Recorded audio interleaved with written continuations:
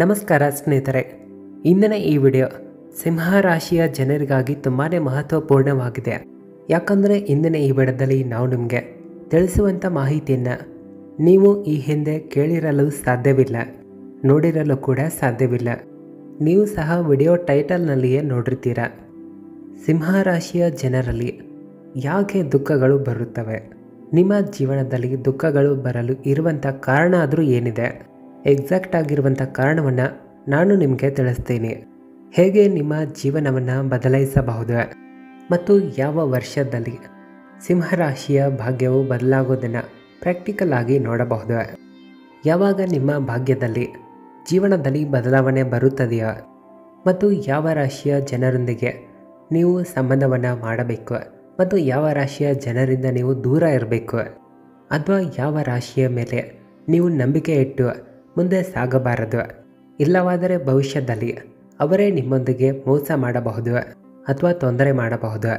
ಆ ರಾಶಿಗಳು ಯಾವುವು, ಇವುಗಳ ಜೊತೆಗೆ ಸಿಂಹರಾಶಿಯ ಜನರು ಹೇಗಿರ್ತಾರೆ, ಅವರ ವ್ಯಕ್ತಿತ್ವ, ಒಳ್ಳೆಯ ಗುಣ ಅವಗುಣ ಜೊತೆಗೆ ಚರಿತ್ರೆಯ ಬಗ್ಗೆ ತಿಳಿದುಕೊಳ್ಳೋಣ.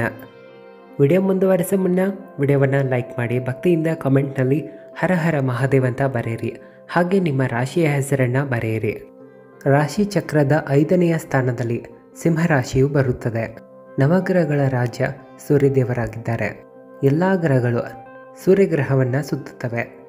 ಇಲ್ಲಿ ಸೂರ್ಯದೇವರ ರಾಶಿಯು ಸಿಂಹರಾಶಿಯಾಗಿದೆ. ಒಂದು ವೇಳೆ ನಿಮ್ಮ ರಾಶಿ ಸಿಂಹರಾಶಿ ಆಗಿದ್ದರೆ ನಿಮ್ಮ ಬಗ್ಗೆ ಮೊದಲು ತಿಳಿದುಕೊಳ್ಳೋಣ. ಇದು ಒಂದು ಅಗ್ನಿತತ್ವ ರಾಶಿಯಾಗಿದೆ. ಇಲ್ಲಿ ಅದೆಷ್ಟೆಲ್ಲ ಸಿಂಹರಾಶಿಯ ಜನರಿದ್ದಾರೋ ಅವರೆಲ್ಲ ತಮ್ಮನ್ನು ತಾವು ರಾಜನಂತೆ ಅಂದ್ಕೊಂಡಿರ್ತಾರೆ. ಅಂದರೆ ತಾನೇ ರಾಜಕುಮಾರ ಅನ್ನೋ ಒಂದು ಚಿಕ್ಕ ಅಹಂಕಾರವು ಇವರಲ್ಲಿ ಇರುತ್ತೆ. ಅಂದರೆ ಎಲ್ಲ 12 ರಾಶಿಗಳಲ್ಲಿ ಹೆಚ್ಚಾಗಿ ಸಿಂಹರಾಶಿಯಲ್ಲಿ ಅಹಂಕಾರವನ್ನು ನೋಡಲಾಗಿದೆ. ಒಂದು ವೇಳೆ ಇವರು ಎಲ್ಲಾದರೂ ಕೆಲಸ ಕಾರ್ಯವನ್ನು ಮಾಡ್ತಾ ಇದ್ದರೆ ಇವರಲ್ಲಿ ಒಂದು ಯಾವ ರೀತಿಯಾದ ಆಟಿಟ್ಯೂಡ್ ಇರುತ್ತಂದರೆ, ಅಥವಾ ಜನರಿಗೂ ಕೂಡ ಇವರಲ್ಲಿ ಆಟಿಟ್ಯೂಡ್ ಇದೆ ಅಂತ ಅನಿಸುತ್ತೆ. ಆದರೆ ಇವರು ಹೃದಯದಿಂದ ತುಂಬಾ ಶುದ್ಧವಾಗಿ ಒಳ್ಳೆಯವರಾಗಿರ್ತಾರೆ. ಇದು ಪ್ರತಿಯೊಬ್ಬರಿಗೂ ಕಾಣುವುದಿಲ್ಲ, ಆದರೆ ತುಂಬ ಒಳ್ಳೆಯವರಾಗಿರ್ತಾರೆ. ಇವರು ಹೃದಯದಿಂದ ತುಂಬ ಒಳ್ಳೆಯವರಾಗಿರ್ತಾರೆ, ನಿಯತ್ತಿನಿಂದ ಇರ್ತಾರೆ, ಕೈಂಡ್ಲಿ ಹಾರ್ಟೆಡ್ ಆಗಿರ್ತಾರೆ ಮತ್ತು ದಯೆಯ ಭಾವವನ್ನು ಹೊಂದಿರ್ತಾರೆ. ಒಂದು ವೇಳೆ ಯಾರಾದರೂ ಕಷ್ಟದಲ್ಲಿರೋದನ್ನು ಇವರು ನೋಡಿದ್ರೆ ಇವರ ಒಳಗಡೆ ದಯೆ ಕರುಣೆ ಬಂದು ಬಿಡುತ್ತದೆ. ಇನ್ನೊಂದೆಡೆ ಯಾರಾದರೂ ಇವರಿಗೆ ಕಿರಿಕಿರಿ ಉಂಟು ಮಾಡಿದ್ರೆ, ಒಂದು ವೇಳೆ ತೊಂದರೆ ಕೊಟ್ಟರೆ ಇವರಿಗೆ ಯಾವಾಗ ಸಿಟ್ಟು ಬರುತ್ತದೆ ಅನ್ನೋದೇ ಗೊತ್ತಾಗಲ್ಲ. ಇವರೊಳಗಡೆ ಸಿಟ್ಟು ಕೂಡ ಹೆಚ್ಚಾಗಿರುತ್ತೆ. ಇವರು ಯಾರೊಂದಿಗೂ ವ್ಯರ್ಥವಾಗಿ ಮಾತನಾಡಲು ಇಷ್ಟಪಡೋದಿಲ್ಲ. ಆದರೆ ಇವರು ಸ್ಟ್ರೈಟ್ ಫಾರ್ವರ್ಡ್ ಆಗಿ ಇರ್ತಾರೆ. ಇವರ ಮನಸ್ಸಿನಲ್ಲಿ ಏನು ಇರುತ್ತದೆಯೋ ಅದನ್ನೇ ತಕ್ಷಣ ಹೇಳಿಬಿಡ್ತಾರೆ.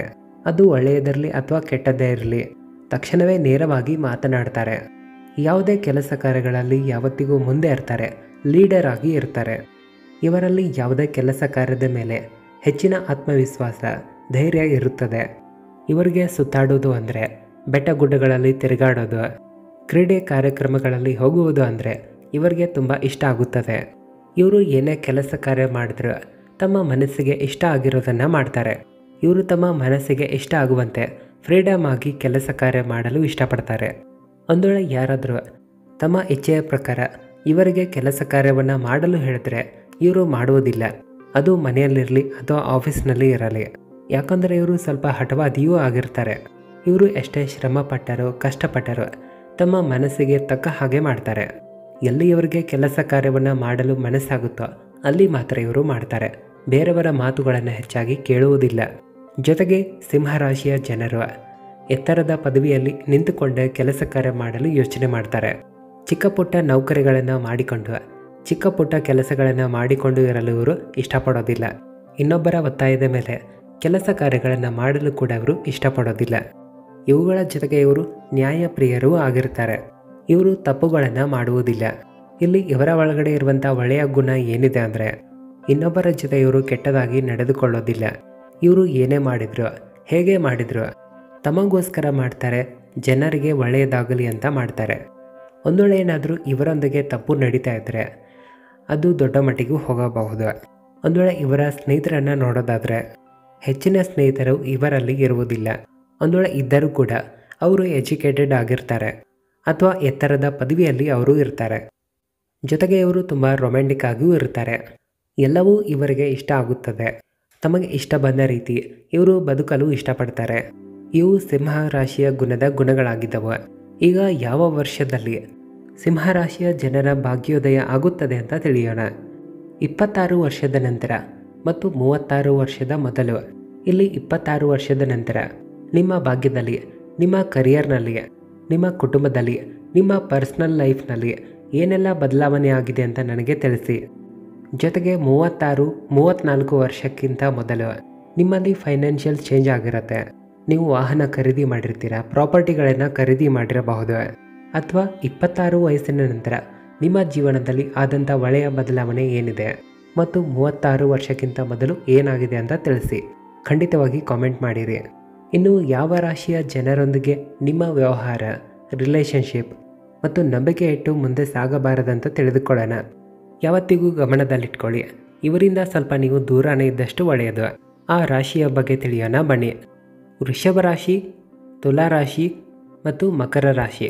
ಈ 3 ರಾಶಿ ಯಾವ ರೀತಿ ಇವೆ ಅಂದರೆ, ಒಂದು ವೇಳೆ ಸಿಂಹ ರಾಶಿಯ ಜನರು ಇವರೊಂದಿಗೆ ಸೇರಿದ್ರೆ ರಿಲೇಷನ್ಶಿಪ್ ಇರಲಿ, ಏನೇ ಮಾಡಲಿ ಅಂತ್ಯದಲ್ಲಿ ನಿಮಗೆ ನಷ್ಟ ಆಗುತ್ತದೆ.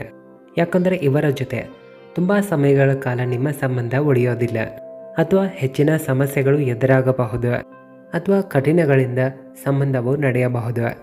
ಯಾಕಂದರೆ ಸಿಂಹರಾಶಿಯ ಜನರಲ್ಲಿ ವೃಷಭ ರಾಶಿ, ತುಲಾ ರಾಶಿ, ಮಕರ ರಾಶಿಯ ಜನರೊಂದಿಗೆ ಅಟ್ಯಾಚ್ಮೆಂಟ್ಗಳು ಸರಿಯಾಗಿ ನಡೆಯಲ್ಲ. ಇಲ್ಲಿ ವಿಚಾರಗಳು ಕೂಡ ಮ್ಯಾಚ್ ಆಗಲ್ಲ. ಈಗ ಸಿಂಹರಾಶಿಯ ಜನರ ಜೀವನದಲ್ಲಿ ಯಾಕೆ ಇಷ್ಟು ದುಃಖಗಳು ಬರುತ್ತವೆ ಅಂತ ತಿಳಿದುಕೊಳ್ಳೋಣ. ಇಲ್ಲಿ ನಿಮ್ಮ ಜೀವನವನ್ನು ಯಾವ ರೀತಿಯಾಗಿ ಬದಲಾಯಿಸಬಹುದು. ಸ್ನೇಹಿತರೆ, ಇಲ್ಲಿರುವಂಥ ಮೊದಲನೆಯ ಕಾರಣ ಏನಿದೆ ಅಂದರೆ, ಸಿಂಹರಾಶಿಯ ಜನರಲ್ಲಿ ಸಿಟ್ಟು, ಕೋಪ ಎಲ್ಲರಿಗಿಂತ ಹೆಚ್ಚಾಗಿರುತ್ತೆ.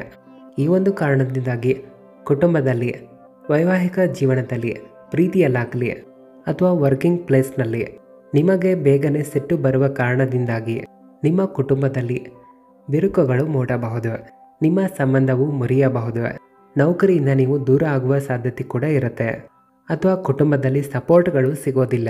ಇವೆಲ್ಲ ನಿಮ್ಮ ಸಿಟ್ಟಿನ ಕಾರಣದಿಂದಾಗಿ. ಇದನ್ನು ತುಂಬ ಗಮನದಲ್ಲಿ ನೀವು ಇಟ್ಕೊಳ್ಬೇಕು. ಇನ್ನು ಎರಡನೆಯ ಕಾರಣ ಏನಿದೆ ಅಂದರೆ, ಸಿಂಹರಾಶಿಯ ಜನರು ಕೇವಲ ಈ ರೀತಿಯಾಗಿ ಯೋಚನೆ ಮಾಡ್ತಾರೆ. ಎಲ್ಲವೂ ತಮಗೆ ಸಿಗಲಿ ಅಂತ ಅವರು ಯೋಚನೆ ಮಾಡ್ತಾ ಇರ್ತಾರೆ. ತುಂಬ ಶ್ರಮಪಟ್ಟು ಕಠಿಣದಿಂದ ಕೆಲಸ ಕಾರ್ಯ ಮಾಡಲು ಇವರು ಇಷ್ಟಪಡೋದಿಲ್ಲ. ಎಲ್ಲಕ್ಕಿಂತ ಎತ್ತರದ ಸ್ಥಾನದಲ್ಲಿ ಇದ್ದುಕೊಂಡು ಕೆಲಸ ಕಾರ್ಯವನ್ನು ಮಾಡಲು ಯೋಚನೆ ಮಾಡ್ತಾ ಇರ್ತಾರೆ. ಸ್ನೇಹಿತರೆ, ಯಾವತ್ತಿಗೂ ಪ್ರಾರಂಭವು ಸಣ್ಣ ಮಟ್ಟಿನಿಂದಲೇ ಶುರುವಾಗುತ್ತದೆ. ಯಾವತ್ತಿಗೂ ಮನುಷ್ಯನು ಒಂದೇ ಬಾರಿ ಎತ್ತರ ಸ್ಥಾನಕ್ಕೆ ಹೋಗುವುದಿಲ್ಲ. ನಿಧಾನವಾಗಿ ಚಿಕ್ಕ ಮೆಟ್ಟಿಲುಗಳನ್ನು ಏರಿಕೊಂಡು ದೊಡ್ಡ ಸ್ಥಾನಕ್ಕೆ ತಲುಪುತ್ತಾನೆ. ಇಲ್ಲಿ ಒಂದೇ ಬಾರಿ ನೀವು ದೊಡ್ಡದಾಗಿ ಮಾಡಲು ಯೋಚನೆ ಮಾಡ್ತೀರಾ, ನಂತರ ನಿಮಗೆ ಅದರ ಅನುಭವ ಬರುತ್ತೆ. ಇಲ್ಲಿ ಪಶ್ಚಾತ್ತಾಪ ಪಡಬೇಕಾಗುತ್ತೆ, ದುಃಖಗಳನ್ನು ಎದುರಿಸ್ತೀರಾ. ಇಲ್ಲಿ ಯಾವತ್ತಿಗೂ ನೀವು ಚಿಕ್ಕದಾಗಿ ಕೆಲಸ ಮಾಡಲು ಹಿಂಜರಿಯಬಾರದು, ಯಾವತ್ತಿಗೂ ಆ್ಯಟಿಟ್ಯೂಡ್ನಲ್ಲಿ ಇರಬಾರ್ದು. ಇಲ್ಲವಾದರೆ ಇವುಗಳೇ ನಿಮ್ಮ ದುಃಖಕ್ಕೆ ಕಾರಣ ಆಗುತ್ತವೆ. ಇನ್ನು ಮೂರನೆಯ ಕಾರಣ ಆತ್ಮವಿಶ್ವಾಸ, ಓವರ್ ಕಾನ್ಫಿಡೆನ್ಸ್. ಕೆಲವೊಮ್ಮೆ ಸಿಂಹರಾಶಿಯ ಜನರು ತಮ್ಮ ತಪ್ಪುಗಳನ್ನು ಒಪ್ಪುವುದಿಲ್ಲ. ಇವರ ಒಳಗಡೆ ಓವರ್ ಕಾನ್ಫಿಡೆಂಟ್ ತುಂಬ ಹೆಚ್ಚಾಗಿರುತ್ತೆ. ತಮ್ಮಿಂದ ತಪ್ಪು ಆಗಿದ್ದರೂ ಕೂಡ ಅವರಿಗೆ ಬೇಗನೆ ರಿಯಲೈಸ್ ಆಗೋದಿಲ್ಲ. ತಮ್ಮ ತಪ್ಪು ತಮಗೆ ಗೊತ್ತಿದ್ದರೂ ಕೂಡ ಬೇರೆಯವರ ಮುಂದೆ ಒಪ್ಪಿಕೊಳ್ಳೋದಿಲ್ಲ. ಇಲ್ಲಿ ಇವರಲ್ಲಿ ಎಷ್ಟು ಓವರ್ ಕಾನ್ಫಿಡೆಂಟ್ ಬರುತ್ತಂದರೆ, ಈ ಕಾರಣದಿಂದ ನಂತರ ಇವರೇ ದುಃಖ ಪಡ್ತಾರೆ. ವಿಡಿಯೋ ಬಗ್ಗೆ ನಿಮ್ಮ ಅನಿಸಿಕೆಯನ್ನು ಕಾಮೆಂಟ್ ಹಾಕಿ, ಹಾಗೆ ನಿಮ್ಮ ರಾಶಿ ಯಾವುದಂತ ಬರೆದು ವಿಡಿಯೋವನ್ನು ಶೇರ್ ಮಾಡಿ. ಧನ್ಯವಾದಗಳು.